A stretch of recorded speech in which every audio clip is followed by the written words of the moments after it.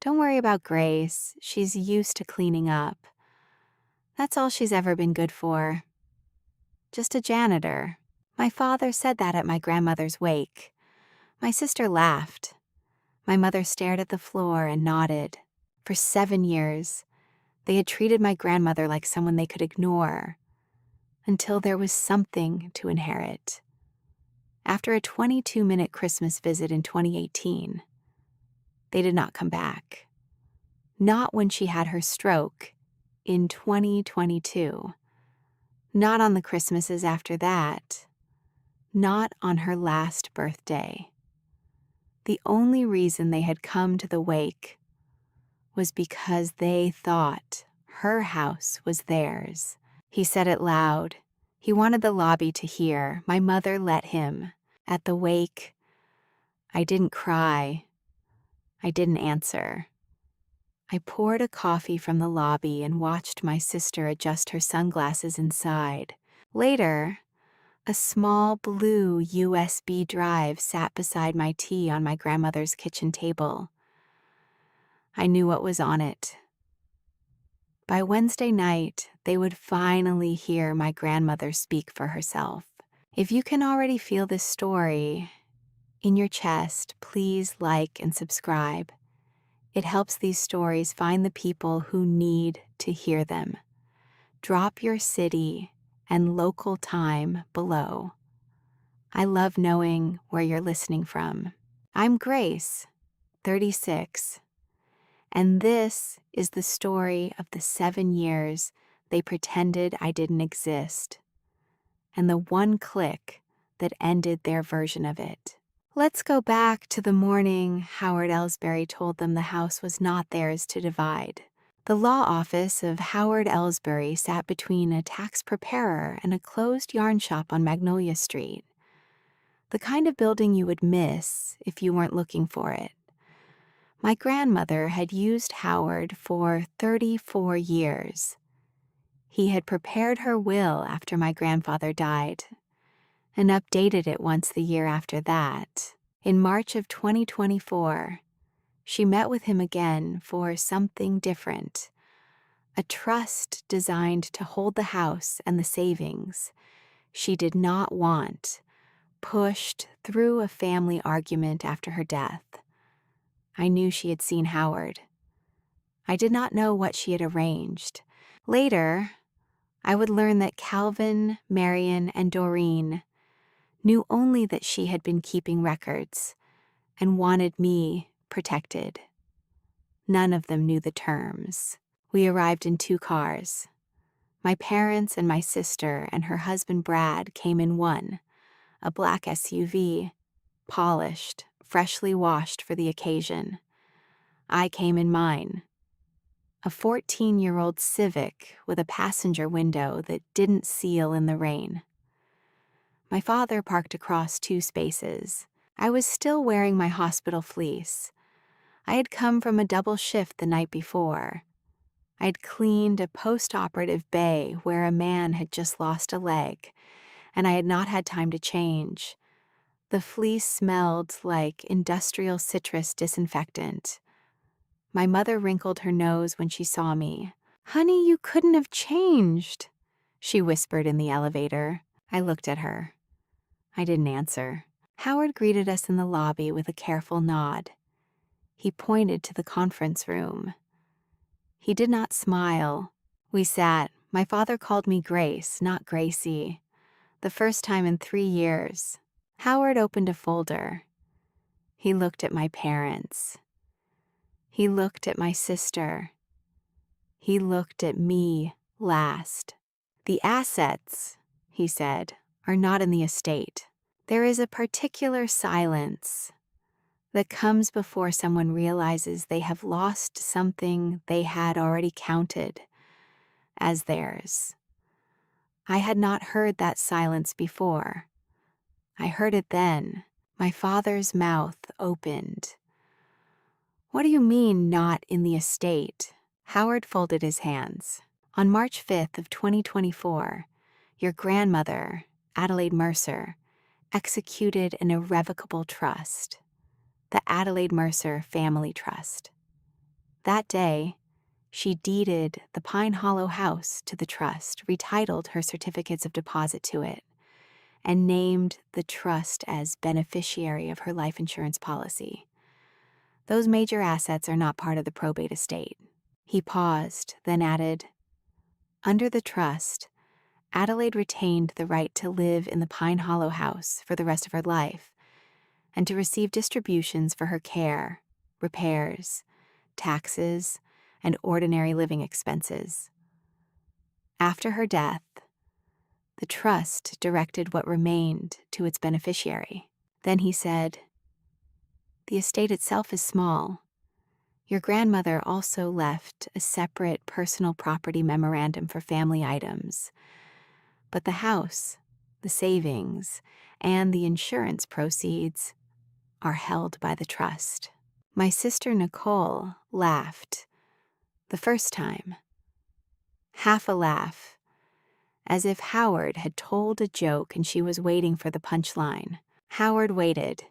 He did not continue. "And who," my father said, "is the trustee?" "I am the trustee," Howard said. "Your mother appointed me at signing, and the beneficiary." There was a fly on the inside of the conference room window. I watched it walk across the glass. "The beneficiary," Howard said, "is Sol. There is one. Her name is on the document." He turned the document around. My father leaned forward. My mother leaned forward. My sister leaned forward. The line read, "Grace Whitfield, date of birth, October 17th, 1989. Brad," my sister's husband, stood up so fast he hit the back of his chair against the wall. "You have got to be kidding me," he said. My mother said the next thing. She said it carefully, slowly, the way you talk to a child who has misunderstood a math problem. "Howard, so how does that get divided, the trust money, among us?" Howard did not raise his voice. He never raised it. "It does not get divided, Joanne. It's a sole beneficiary trust. Grace receives the entirety. There is no division to make." My father turned to me. He had not looked at me directly since I had walked in. He looked at me now. "You did this." "I didn't know," I said. It was the first thing I had said in the room. My voice came out lower than I had expected. Howard turned to me. He pulled a drawer at the side of the conference table and lifted out a thick, padded envelope. Sealed. Labeled in my grandmother's handwriting, in black pen across the front. "Only for Grace." He set it in front of me. He pushed it across the wood with 2 fingers. "She asked me to deliver this to you directly. Not before, not at the trust signing, not at the wake. Today." I took the envelope. It was heavier than I expected. Brad said, "You're going to want to think very carefully about what you do next." I did not look up. Outside in the parking lot, I sat in my car for 9 minutes before my phone buzzed. A text from my mother. "Honey, come for dinner tomorrow. We need to talk as a family." I put the phone in my pocket. I did not reply. The first time my parents took a family photograph without me was 9 years ago, at my grandfather's funeral. My grandfather Edgar died of lung cancer in April of 2016. He had been a quiet man. He had taught my grandmother how to brew tea at exactly 96 degrees, not boiling. And he had taught me how to change a tire when I was 17. After the service, in the small reception room at the funeral home, my mother organized a family photograph. My mother loved photographs. She arranged them carefully, my parents at the center, my sister Nicole, and her husband Brad, and their daughter Tessa, who was one on the left, my uncle Calvin on the right. I was standing behind Calvin. The photographer was a friend of my mother's. He raised the camera. He lowered it. He looked at my mother. "Joanne, let's do one clean shot of the immediate family first." My mother nodded. She turned to me with a soft, embarrassed smile. "Honey, just step over there a sec. We'll do a wider one in a minute." I stepped to the side. I stood next to the coffee station. I watched the photographer take 3 quick shots of my parents, my sister, Brad, Tessa, and Calvin. They did not call me back for the wider one. The photograph went up on my mother's living room wall within a week. It is still there. I have seen it every time I drive past the window. That was the last time I let myself believe I would be inside the frame. The second time was Thanksgiving of 2018. I had been with my grandmother every Sunday for over a year by then. She had fallen on her stairs the previous fall. A small fall. No broken bones. But it had spooked her. She had stopped driving. She had stopped going to her bridge club. She had started forgetting which day was Tuesday. I drove to my parents' house that Thanksgiving with a glass dish of green bean casserole in the passenger seat. I'd made it from scratch. I'd used the recipe my grandmother had given me, with the homemade onion crisps on top. My father was standing in the doorway when I arrived. "Honey," he said, before I had even reached the porch. He spoke with a careful pity, the way you tell a child a pet has died. "Joanne and I were just thinking, maybe you should be with your grandma tonight. She gets so lonely on the holidays. You know how she is." Behind him, I could see Nicole and Brad already at the table. I could see candles lit. I could see my mother carrying out a tray of dinner rolls. I stood on the porch with the casserole in my hands. "Okay, Dad." I turned around. I drove 40 minutes to my grandmother's house. I walked in with the casserole. My grandmother opened the front door before I knocked, and her face lit up like she had been waiting all afternoon. She had been waiting all afternoon. From that year on, every Thanksgiving and every Christmas, my family did not invite me.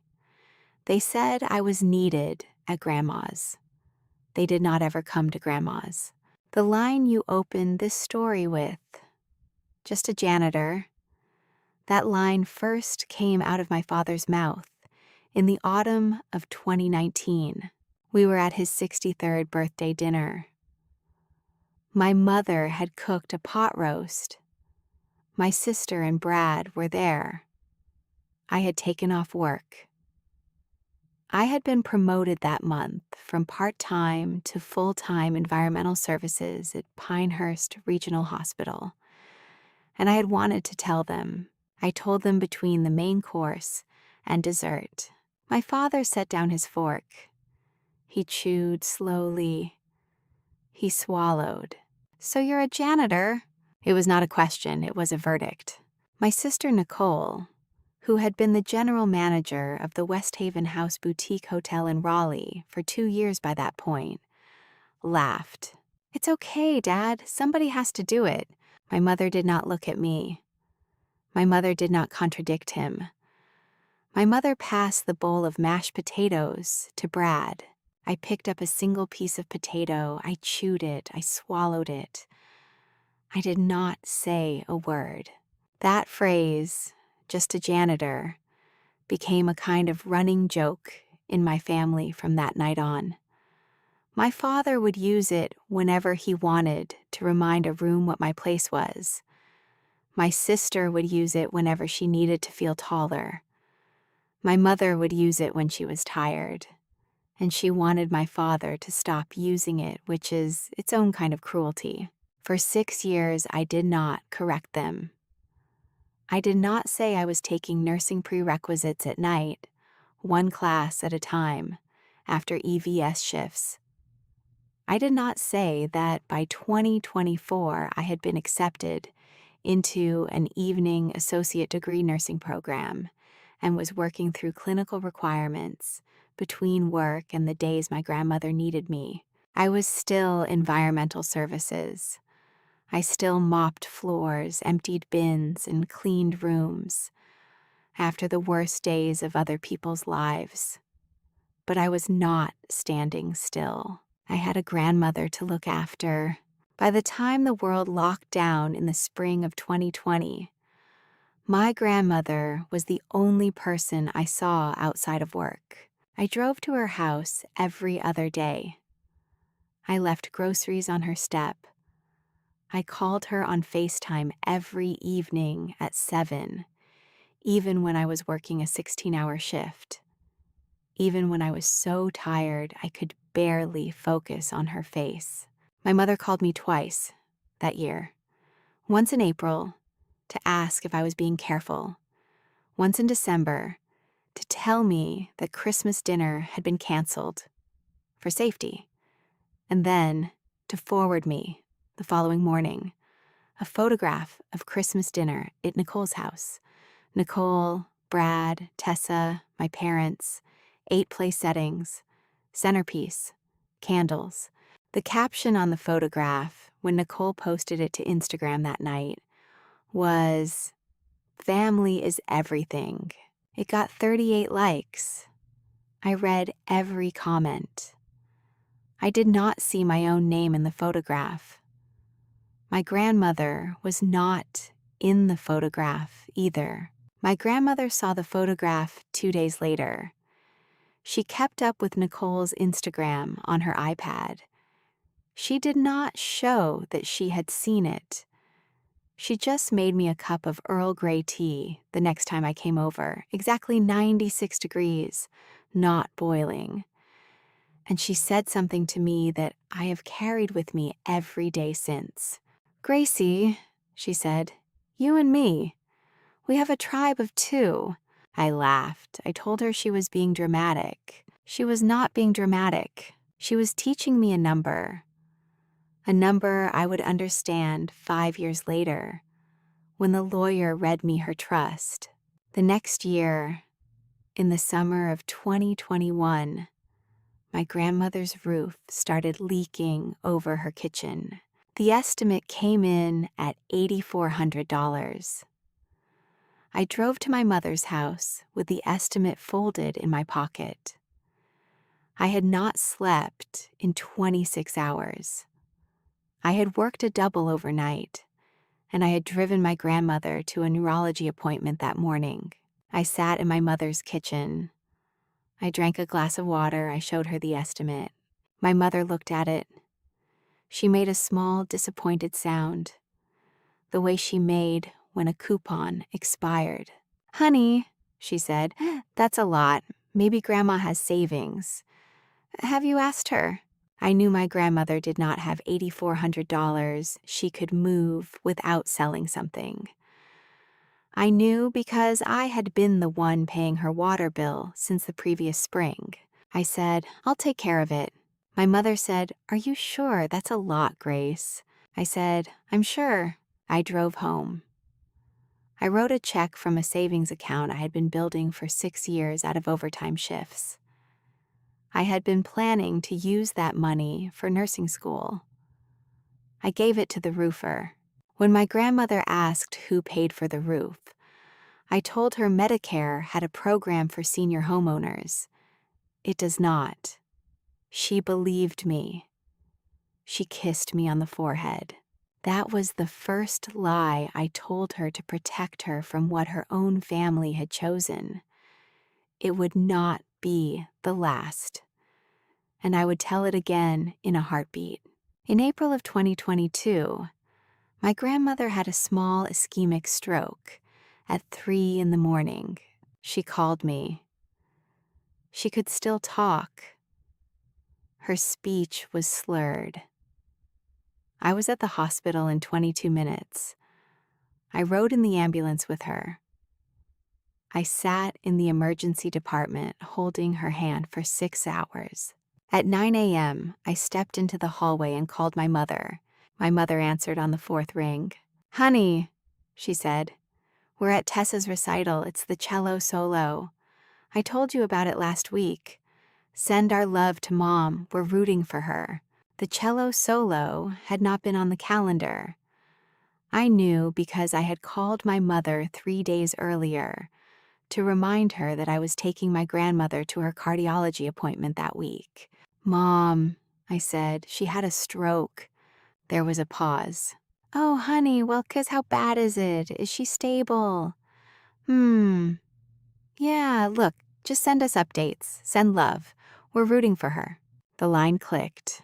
I went back into my grandmother's room. She was awake. She was holding the bed rail with her left hand.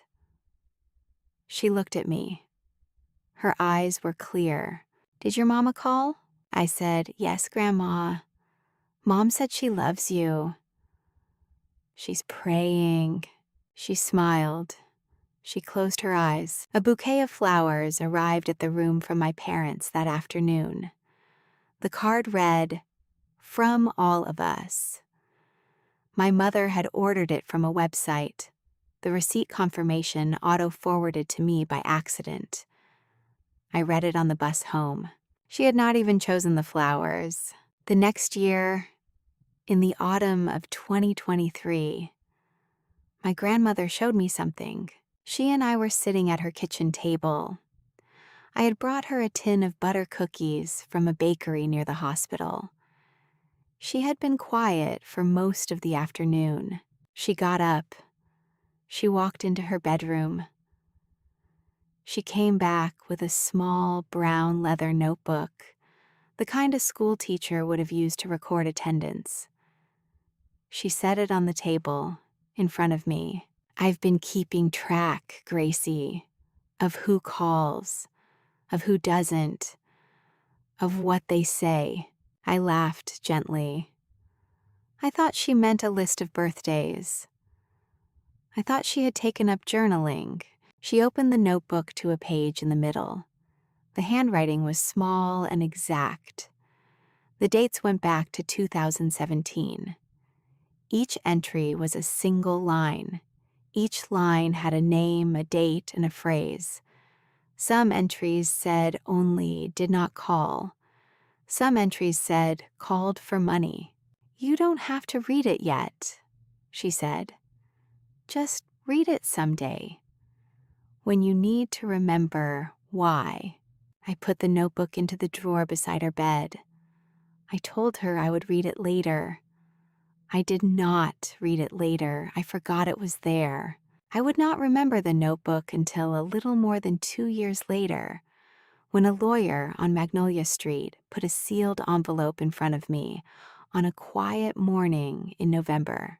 If you have ever been the family member they forgot to invite, the cousin whose name got left off the group photo caption, the sister they told everyone was fine on her own, drop the first phrase your family used to make you smaller in the comments. Just the phrase. I read every single one. And I promise you, small was never the real word. The real word was something they couldn't say out loud.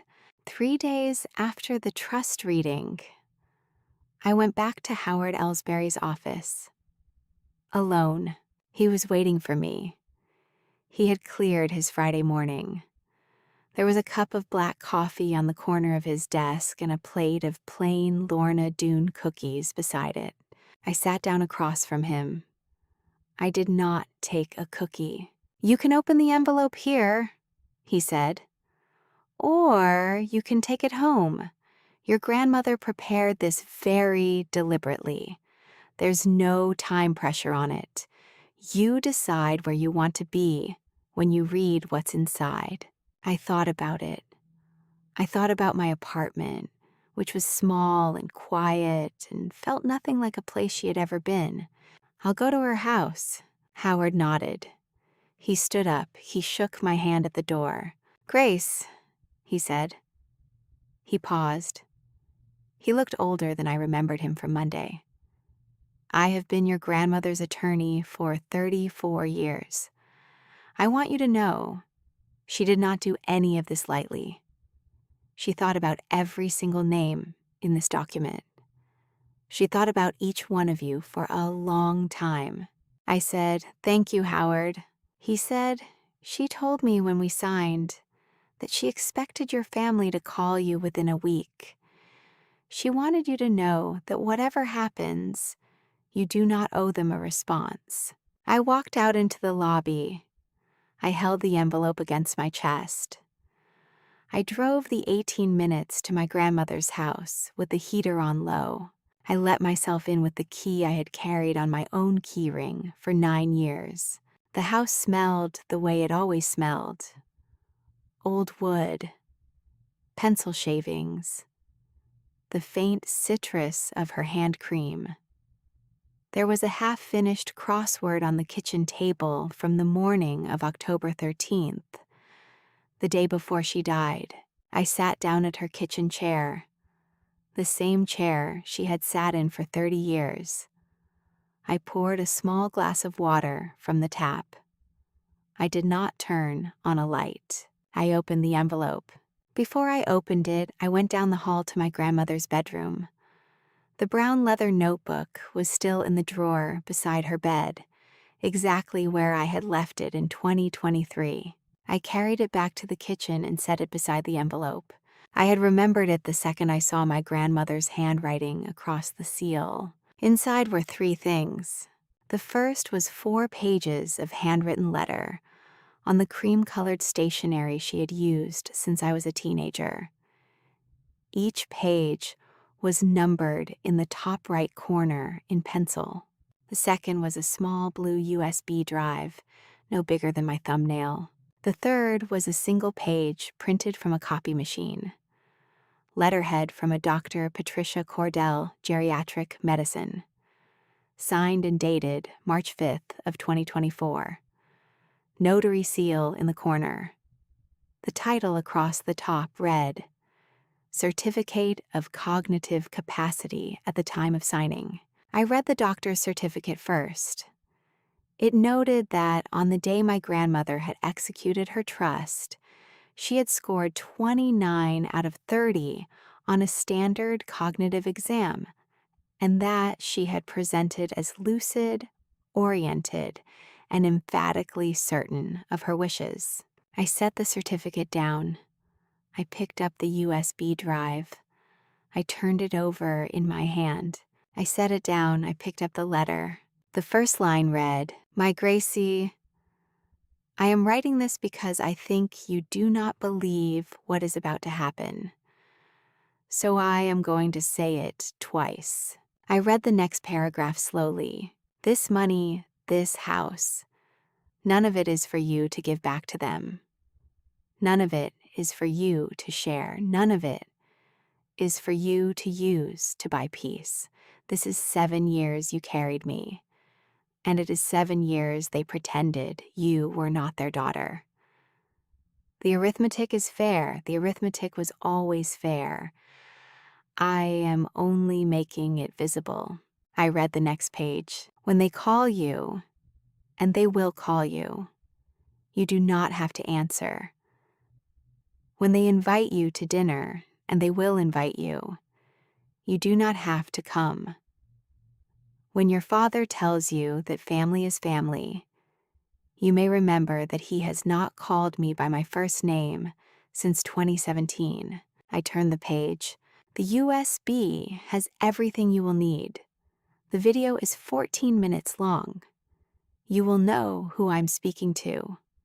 The phone calls are mine. I began recording the calls I took from them in 2019. After your father used the word burden at Thanksgiving of 2021, I kept every call Howard said I could keep. North Carolina allows me to record calls I'm part of." Howard confirmed. The last paragraph of page 3 said, "You only have to send it once. One time, pick the night, pick the hour, then put down the phone and walk away. I have asked Howard to handle the rest." I picked up the USB. I crossed the kitchen. I sat down at her old laptop on the side table. I plugged it in. The USB drive opened to 3 folders. Their names were typed in plain text. Video _ main. Calls _ 2019 _ 2024. Missed _ audio. I clicked video _ main. Inside was a single file. The duration in the corner read 14 minutes and 22 seconds. I clicked play. The video opened in a small conference room. I recognized it. It was the back office at Howard Ellsbury's, the one he used for trust signings. There was a long table, a single window with the blinds half drawn, a coffee maker that did not work in the corner. My grandmother sat at the head of the table. She was wearing the gray cardigan she always wore in the spring. Her hair was set. Her glasses were on. To her left sat Howard. To her right sat Dr. Patricia Cordell. I would later learn she had been my grandmother's geriatrician for 15 years. Howard spoke first. He stated the date, March 5th, 2024.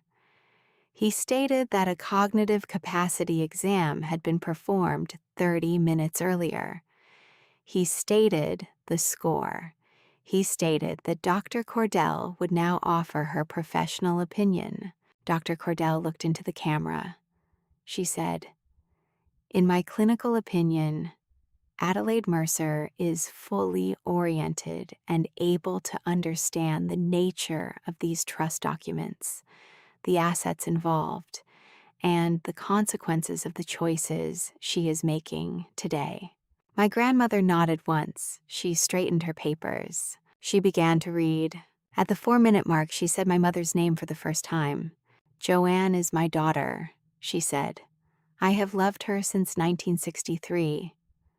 She loved me back when I had something to give her. She stopped loving me in 2017 when I needed help to get out of a chair. I do not blame her for this, but I do not reward it." She took a sip of water. She set the glass down. "Joanne will not receive anything from this trust. Not a dollar, not the house. The silver tea set she has wanted since she was 20 is listed for Grace in my separate personal property memorandum." She turned her page. "Kenneth Whitfield is my son-in-law. Since Edgar died, he has contacted me twice. Once at Christmas in 2018, when he asked about the deed to this house. Once on a phone call at Thanksgiving of 2021, where he referred to me as, quote, a growing burden, end quote. I have a recording of that phrase if anyone wishes to verify it. Kenneth will not receive anything from this trust. She turned her page. "Nicole Whitfield Briggs is my granddaughter. She is 40 years old at the time of this signing.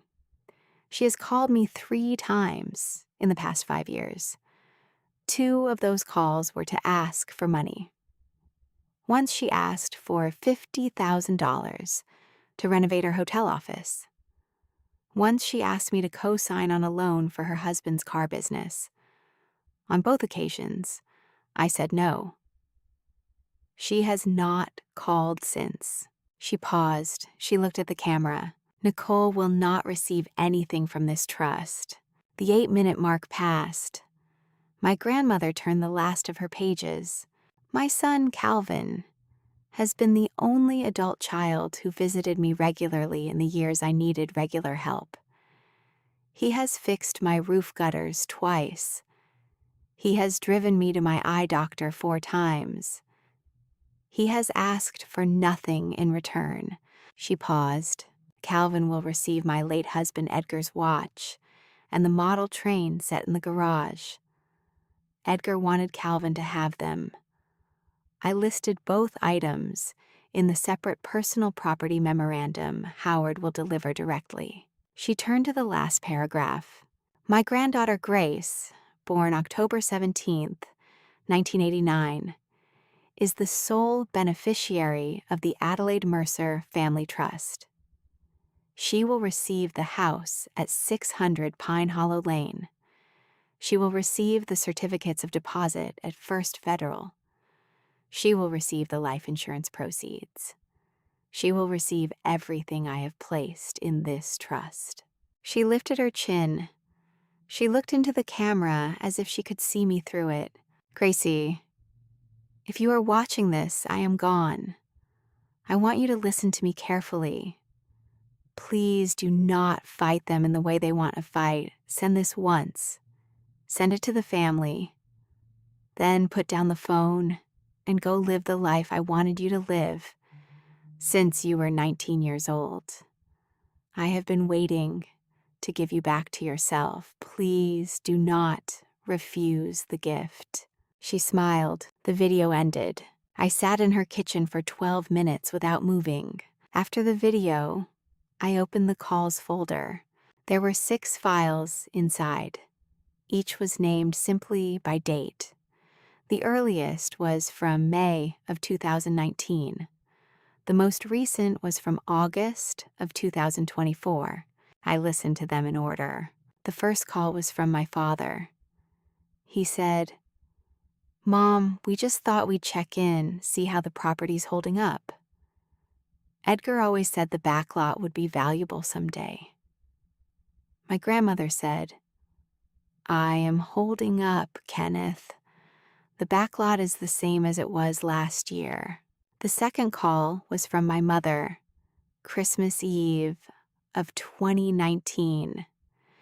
She said, "Mom, just wanted you to know we're thinking of you. The kids really want to see you when this whole thing settles down." The whole thing was the holidays. The third call was from my father, Thanksgiving 2021. He said it, the line, the one she had referenced in the video. He said, "Look, Mom, we love you, but you're becoming a real growing burden on this family, and we need to start being honest about it." My grandmother said, "I see. Thank you for the honesty, Kenneth." The sixth call, the one from August of 2024, was Nicole. She said, "Grandma, can you not tell Mom about this, but Brad and I need a cosign for a new property. We'd handle everything. It would just be your name." My grandmother said, "Nicole, I will not be doing that, sweetheart." I closed the laptop. Then I opened the notebook at last. The final page was dated March 5th, 2024. Met Howard. Signed the trust. Grace will understand when she is ready. Below it, in the same exact handwriting, my grandmother had added one more line. No one gets to call care a burden and then call inheritance family. I read that sentence twice. Then I closed the notebook and placed it beside the USB. Outside, it had gotten dark. I had not turned on a single light. I did not cry. I did not sleep that night. I lay on the daybed in my grandmother's small front room, the one she had set up with extra pillows when I started staying over, and I watched the digital clock on the wall flip from 11:42 to 4:18 without dreaming. At 7 the next morning, I called my friend Renata. Renata is an ICU nurse at Pinehurst Regional. She has been my closest friend for 11 years. We worked our first holiday shift together in 2014. Christmas Eve, on a unit where 2 patients died before midnight, and we have not stopped trading text messages since. We met at a coffee shop near the hospital. I sat with my back to the door. I told her in flat sentences what was in the envelope. I told her about the trust, the doctor's certificate, the video, the 6 recordings. She listened without interrupting. She did not say, "Oh my God." She did not say, "I knew it." She just listened. She had cleaned up after enough family disasters in the trauma bay to know what restraint sounded like. When I finished, she stirred her coffee. She set the spoon down. "You don't owe any of them $1, she said. "You also don't owe them a fight. But Grace, do not decide what to send alone. Your grandmother told you to send the video once. Let your uncle hear it first. Let someone who loved her help you decide what belongs with the family and what remains yours." I sat with that for a long minute. Then I picked up my phone and I sent my Uncle Calvin a single text. "Uncle Calvin, I need to talk privately. Tonight, if you can." He came over after 8. He wore his work clothes, denim button-down, scarred boots, his belt with the wire strippers still clipped to it, because he had come straight from a job in Aberdeen and had not gone home to change. He sat down in the chair at my grandmother's kitchen table that she had always sat in. He did not ask me to make him coffee. He fixed it himself the way my grandmother had taught him. I played him the first 90 seconds of the video. Calvin watched. He nodded slowly. When the 90 seconds ended, he looked at the table.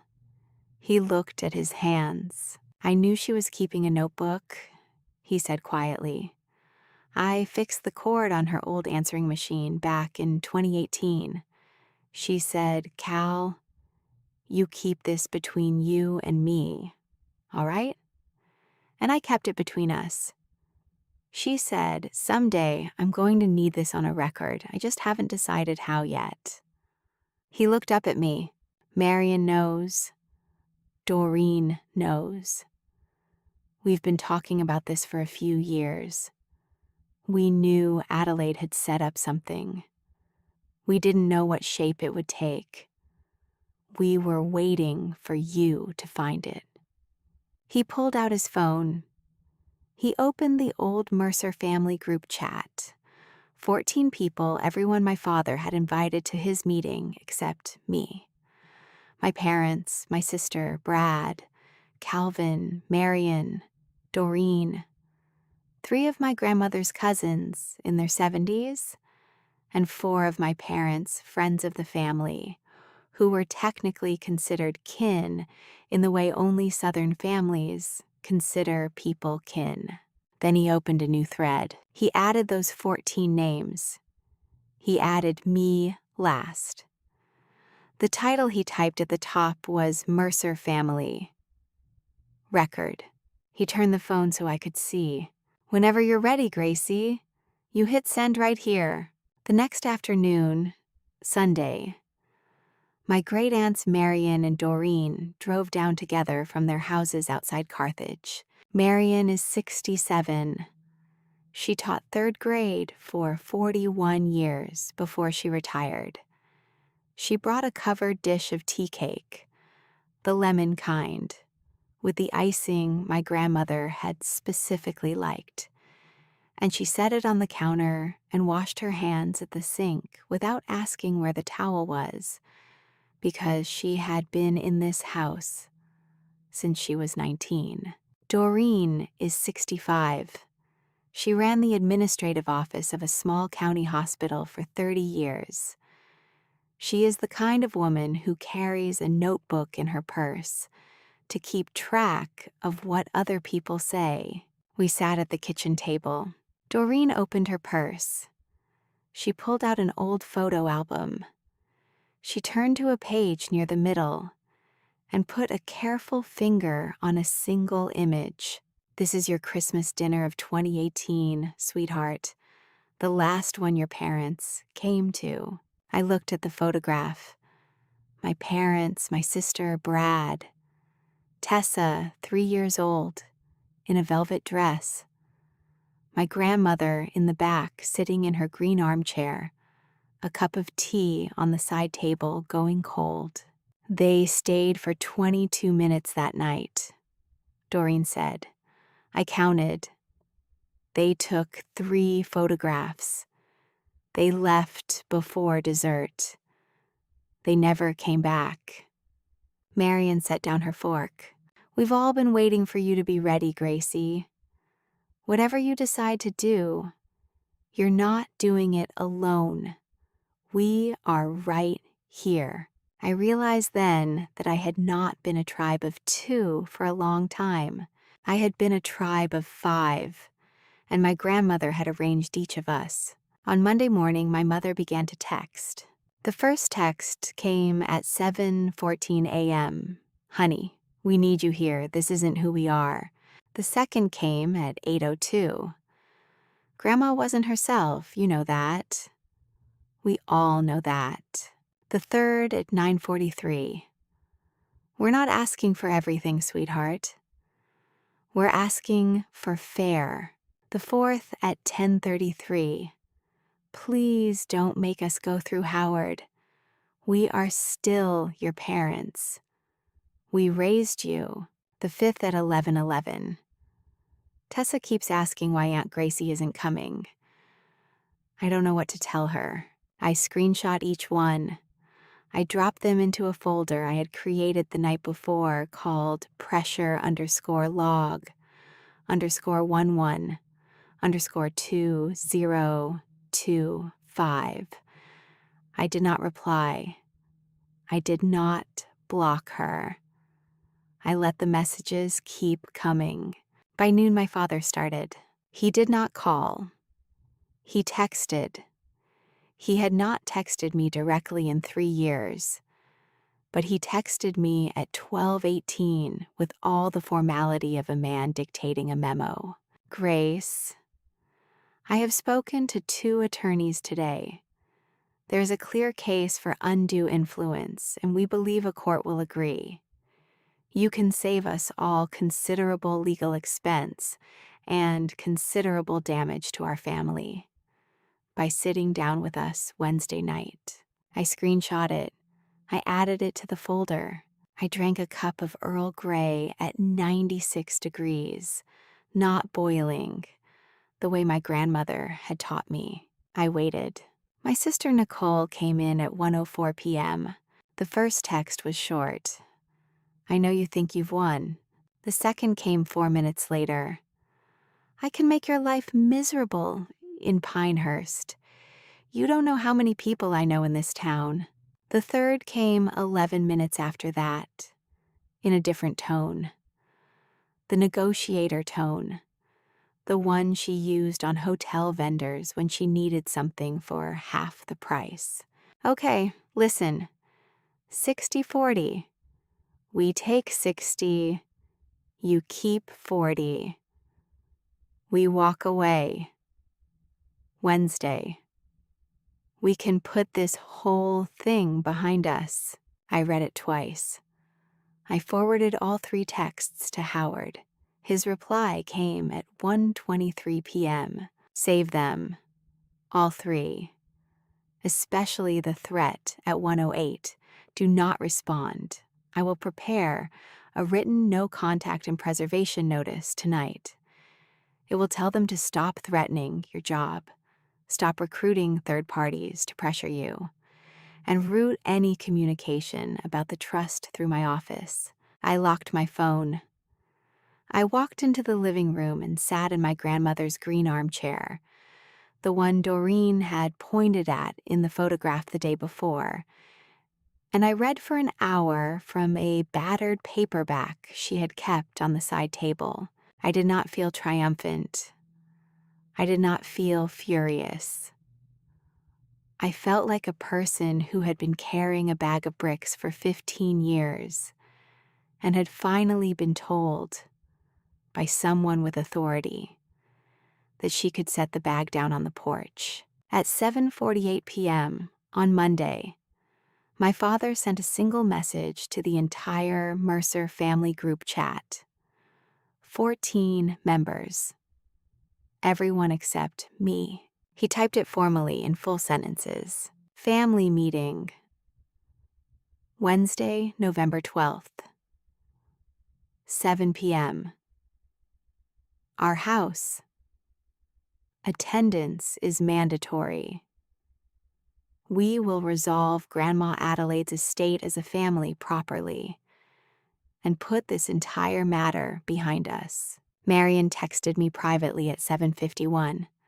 Don't go. Doreen texted at 7:53. I'm not going either. Calvin texted at 7:56. I'm going. I need to see their faces. I sat at my grandmother's kitchen table. I opened the USB on her laptop. I started a new project file in the video editor she had installed for her old church photo slideshows. The only program on the laptop. I cut the 14-minute video down to 7 minutes and 14 seconds. I trimmed the opening pleasantries. I trimmed the cognitive exam intro. I trimmed the closing message my grandmother had spoken only to me, the one about going to live the life she had wanted for me. That part was not for the group chat. That part was for me. I selected 2 of the 6 audio recordings. The burden call from my father in 2021 and the cosign request from my sister in 2024.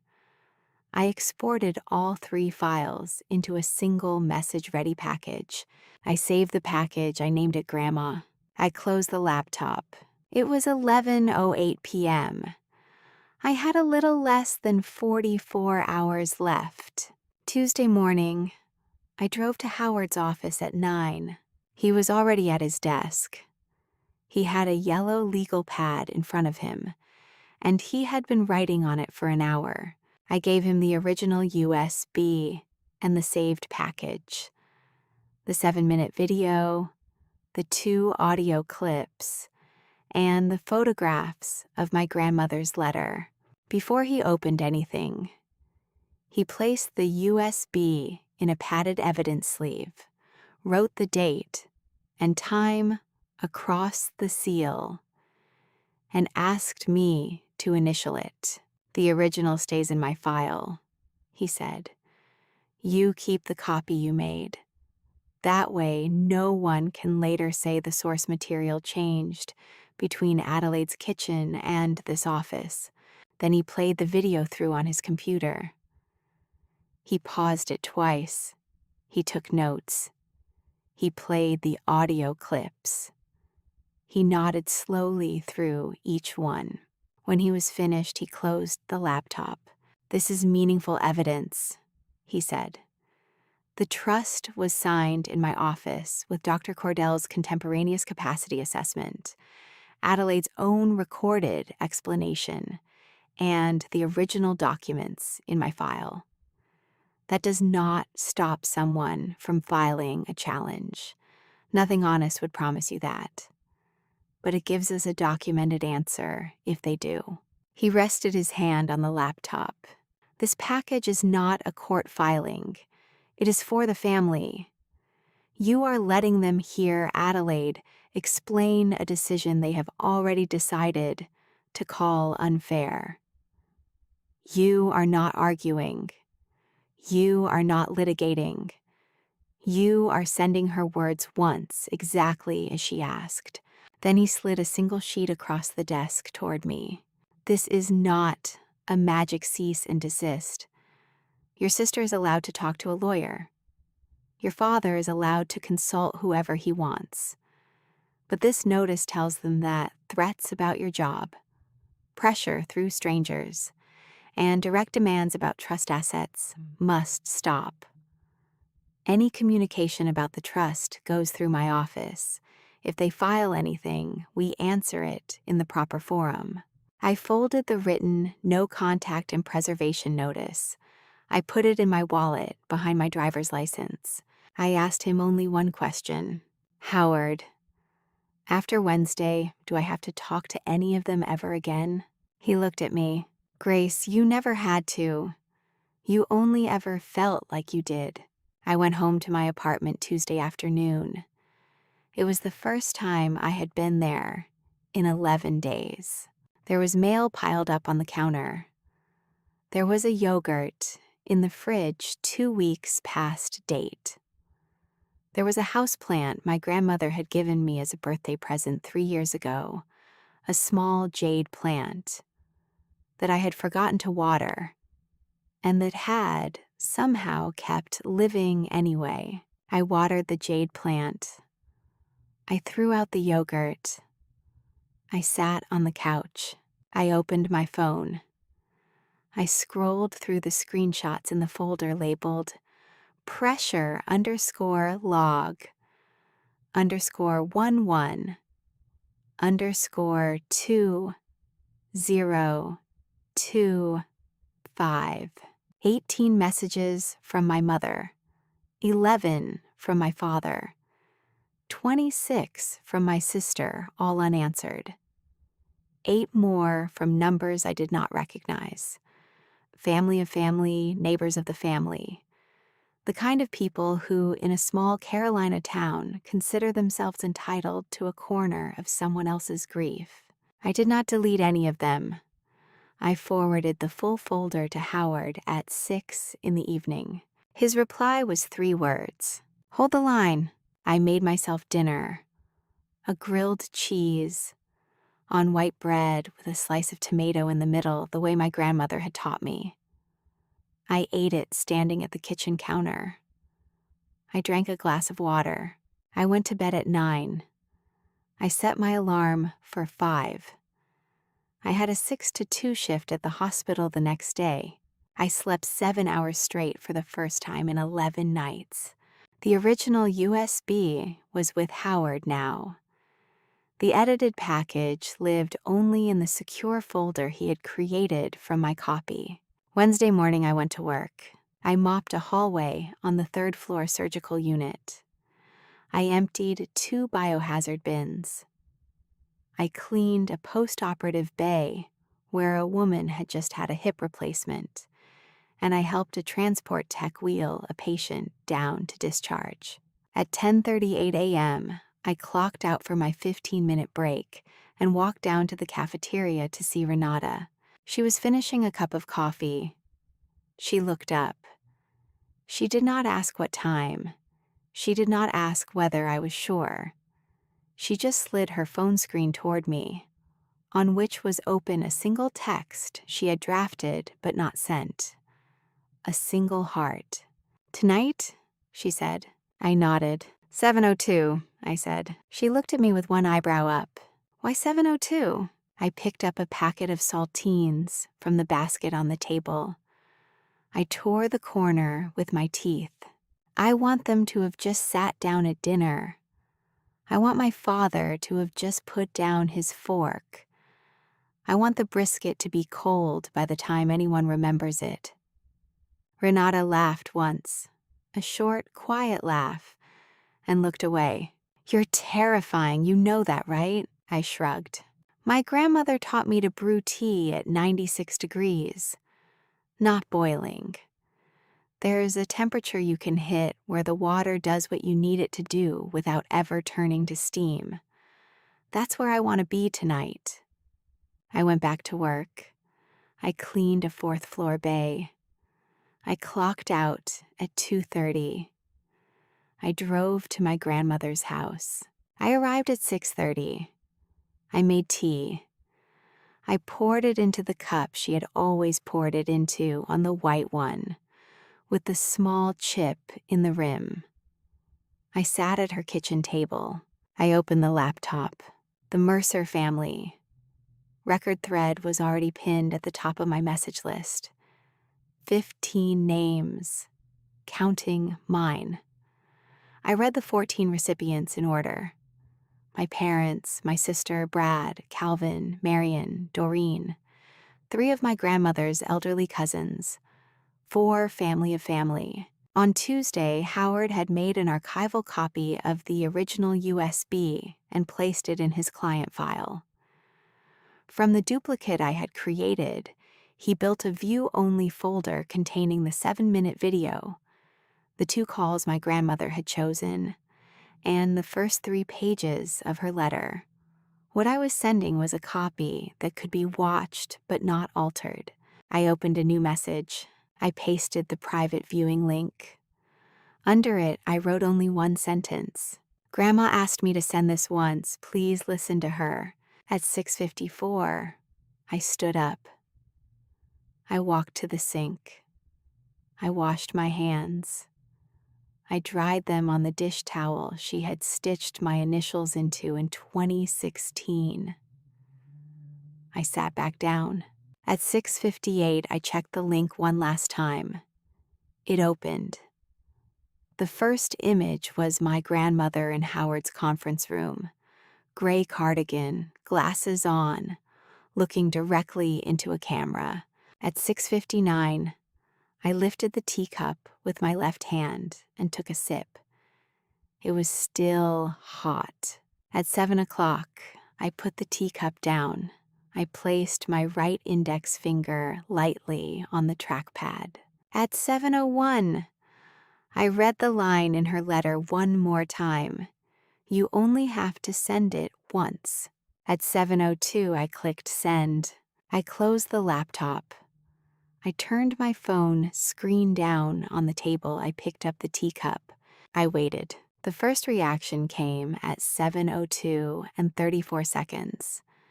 Calvin wrote, starting it now. At 7:02 and 51 seconds, Marion sent, watching. At 7:03 and 8 seconds, Doreen wrote, watching. For 7 minutes, I did not touch the phone. I watched the steam leave my tea. I listened to the clock above the pantry. I thought about my grandmother at that same table, writing down who called and who did not, one small line at a time. At 7:09, the video ended. At 7:10, the first phone call came in. My mother. I let it ring. At 7:10 and 20 seconds, my sister called. I let it ring. At 7:10 and 43 seconds, my father called. I let it ring. At 7:11, Brad called. I had not heard from Brad directly in 5 years. I did not pick up. I turned the phone face down again. I had spent 15 years answering every call my family made, at the moment they made it. I had spent 15 years apologizing for missing the previous one. There is a specific kind of quiet that arrives in the room of a person who has stopped doing that. It is not a triumphant quiet. It is older than that. It is the quiet of a door that you finally got the key to. At 7:18, I checked the screen. 48 missed calls, 37 texts. I had not read a single one. I muted the phone. I put it in the drawer beside my grandmother's old recipe box. I poured a second cup of tea. At 7:20, Calvin sent me a separate text on a different thread. Not the group chat. Just to me. I am still at the family meeting. Your mother is crying. Your father has not said a word since the video ended. Nicole walked onto the back porch. Brad followed her. They are leaving now. The meeting is over. I texted back, thank you, Uncle Calvin. He texted, you did it the way she asked. One time. Done. Go to bed, Gracie. I read it twice. I did not go to bed yet. I stayed at my grandmother's kitchen table for another hour, drinking tea, listening to a clock she had bought at a yard sale in 1998, watching the dark gather along the inside of her window. The next morning, the messages had not stopped. By 7 a.m. on Thursday, I had 163 unread texts and 22 voicemails. I did not open any of them. Before I made coffee, I sent one message to Marion, Doreen, and Calvin. Please do not forward Grandma's video for me. I sent it to the people she named. I do not want a public campaign. I only want distance. Marian answered first. Understood. Doreen wrote, understood. I am not carrying her private words into anyone else's hands. Calvin wrote, you sent it once, that was enough. People still talked, of course. My mother called people, my sister called people. In a town the size of Pinehurst, grief and panic travel without anyone needing my permission. But I did not post the link. I did not send it to Nicole's job. I did not ask anyone to punish them for me. I had spent too many years being used as a tool in other people's feelings. I was not going to use my grandmother's last words that way. At 7:30, Calvin called. I picked up. Your mother just called me 3 minutes ago, he said. She asked me to intervene. She asked me to convince you to come to the house. I told her, Joanne, you and Kenneth had 7 years to make a bridge to Grace yourselves. I am not your bridge. I'm not anyone's bridge anymore. He paused. Marian and Doreen have blocked the pressure calls. I did too. You have a family. We are not large. We are not loud. But you have one. We are here. I sat for a long minute on the daybed in my grandmother's front room. I did not cry. I had not cried since the video had ended. I did not know when I would. By Friday morning, Nicole had asked her general manager for 3 days of personal leave. I did not know why she gave him. I did not ask. I only knew she had stopped calling me. Doreen called Helene Ashby, who hosted the Mercerside family Christmas potluck every year. She did not send the video. She told Helene only that Adelaide's immediate family was in a private estate dispute and that Grace had asked for no contact. Helene said she understood. No invitation would be sent to my parents this year. That was not a public punishment. It was a boundary someone else had decided to honor.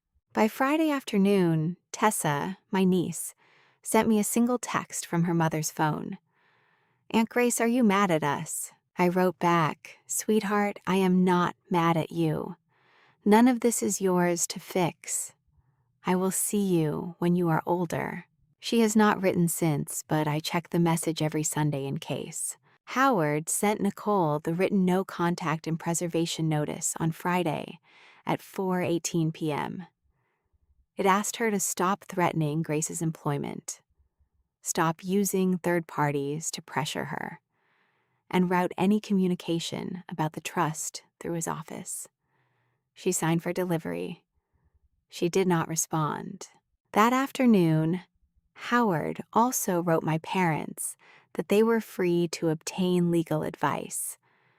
They were not free to turn my phone into a meeting room, my job into leverage, or my grandmother's private recordings into a bargaining chip. For the first time since she died, my phone stopped lighting up every few minutes. The quiet that followed did not feel like victory. It felt like oxygen. If you are listening to this and there is a group chat in your life, you keep getting pulled back into a family thread that costs you peace every time you open it. You're allowed to stop opening it. Boundaries are not punishment. They are the door you finally got the key to. Take a second to like the video and share it with someone who needs to hear it. We will close the story in a moment. It has been 6 months. The dogwood out back is coming in. My grandmother planted it the year I was born.